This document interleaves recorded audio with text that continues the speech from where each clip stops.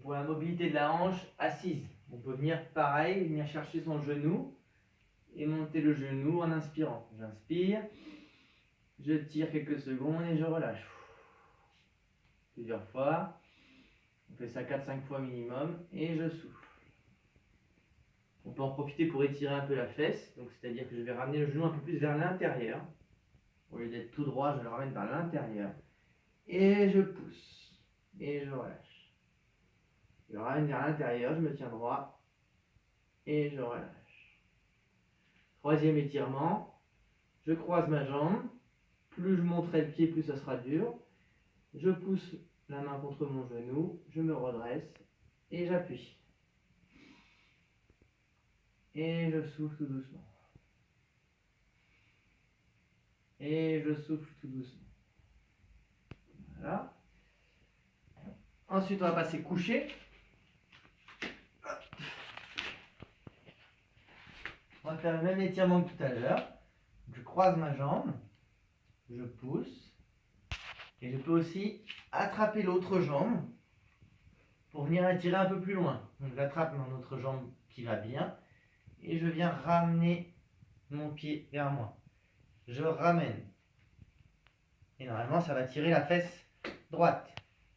Si je veux étirer la fesse gauche, je croise la jambe gauche et je ramène la jambe droite. Voilà. Donc ça, c'est pour étirer les fessiers. Dans la suite, pour mobiliser un peu les hanches en extension, je me tiens droit et je vais venir faire un joli pont le plus droit possible. J'essaie de bien basculer mon bassin.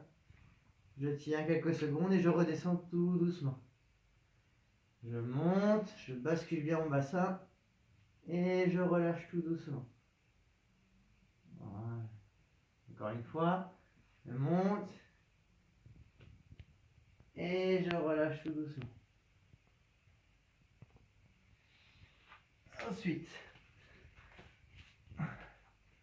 on se met à quatre pattes. Donc là, c'est un travail et des fessiers et un assouplissement. Donc pour la jambe gauche, par exemple, je viens pousser le talon vers le plafond en gardant le dos droit et ramener ma jambe. Je me mets tout arrondi. Je pousse mon talon vers le plafond et je m'arrondis. Histoire de mobiliser, de travailler les muscles. Une fois que j'ai fait une dizaine à droite, une dizaine à gauche, je viens faire une jolie prière comme on connaît, bien loin, et je peux même écarter les jambes un peu plus pour venir passer un peu plus dans les hanches. Et je viens chercher loin, loin, loin, loin, loin.